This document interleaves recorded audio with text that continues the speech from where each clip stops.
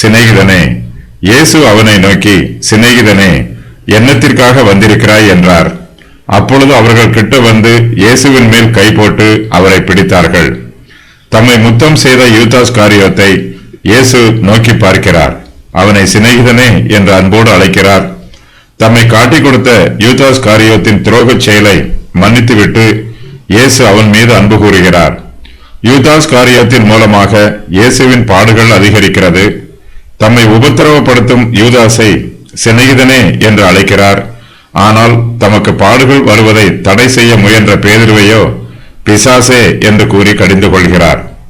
இயேசு கிறிஸ்து பாடுகளை அனுபவிக்க வேண்டும் என்பது பிதாவின் சித்தம். இந்த சித்தம் நிறைவேற யூதாஸ் உதவியாக இருக்கிறான். ஆகையினால் அவன் இயேசுவுக்கு சிநேகிதன். இயேசு பாடுகளை அனுபவிப்பதை பேதுரு விரும்பவில்லை. ஆகையினால் அவன் இயேசுவுக்கு சத்துருவாகிறான்.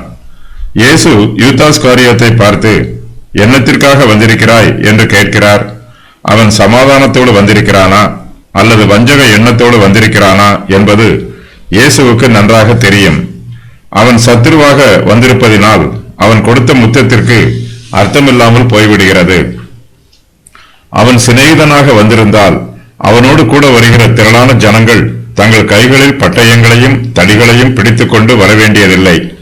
யூதாஸ் காரியோத்து மிகவும் முரண்பாடாக நடந்து கொள்கிறான். ஆகையினால் இயேசு அவனை பார்த்து, என்னத்திற்காக வந்திருக்கிறாய் என்று கேட்கிறார்.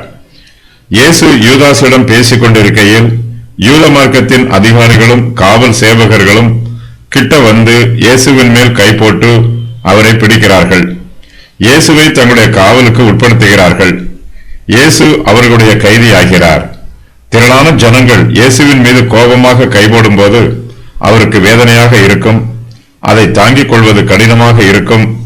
அந்த வேதனையை இயேசு நமக்காக சகித்துக் கொள்கிறார். கைது பண்ணும் போதே அவர் மீது கைபோடுகிறவர்கள் கைது பண்ணிய பின்பு அவரை கொடூரமாக துன்புறுத்துவது அதிக நிச்சயம். இதற்கு முன்பு பல சமயம் இயேசுவின் மீது கைபோட்டு பிடிக்க முயற்சி பண்ணினார்கள். ஆனால் அவர்களுடைய முயற்சி அனைத்தும் தோல்வியுற்றது. அவர்களால் இயேசுவை பிடிக்க முடியவில்லை. இப்போதோ திரளான ஜனங்கள் இயேசுவை சூழ்ந்து கொண்டு அவர் மீது கைபோட்டு பிடிக்கிறார்கள். தேவன் நிர்ணயித்திருந்த ஆலோசனையின் படியையும் அவருடைய முன்னறிவின் படியையும் இயேசு கிறிஸ்து ஒப்புக் கொடுக்கப்படுகிறார்.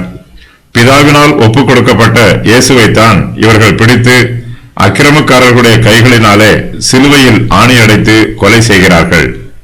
இயேசு கிறிஸ்து நம்முடைய பாவங்களுக்காக தண்டிக்கப்படுகிறார். நம்மை பாவத்திலிருந்து விடுவிப்பதற்காக அவர் சிறைப்படுகிறார். இயேசு கிறிஸ்துவை பிடிக்கும் போது அங்கு சீஷர்களும் இருக்கிறார்கள். தம்மை தேடுகிறது உண்டானால் இவர்களை போக விடுங்கள் என்று தம்முடைய சீஷர்களுக்காக சத்துருக்களிடம் பரிந்து பேசுகிறார். இயேசு ஒருவனை விடுவிக்கும் போது அவன் மெய்யாகவே விடுதலையாகிறான். இயேசு யூதாஸை அன்போடு சிநேகிதனே என்று அழைக்கிறார். அவனுடைய துரோகச் செயல் தெரிந்தும் அவன் மீது அன்பாக இருக்கிறார். சிநேகிதன் என்னும் சொல் இந்த வசனத்திலும் மேலும் சில வசனங்களிலும் மட்டுமே வருகிறது. இயேசு கிறிஸ்து யூதாஸை ஒதுக்கி தள்ளிவிடவில்லை. அவன் நான்கு கொண்டு சாகாமல் இயேசு கிறிஸ்துவிடம் வந்து தன்னை மன்னித்து விடுமாறு விண்ணப்பம் பண்ணியிருந்தால் ஆண்டவர் இயேசு கிறிஸ்து நிச்சயமாகவே அவனை மன்னித்திருப்பார். அவர் இரக்கத்தில் ஐஸ்வர்யவான். பேதுருவும் மற்றவர்களும் தவறுகளை செய்துவிட்டு இயேசுவிடம் திரும்பி வந்து மன்னிப்பை பெற்றுக் கொள்ளவில்லையா?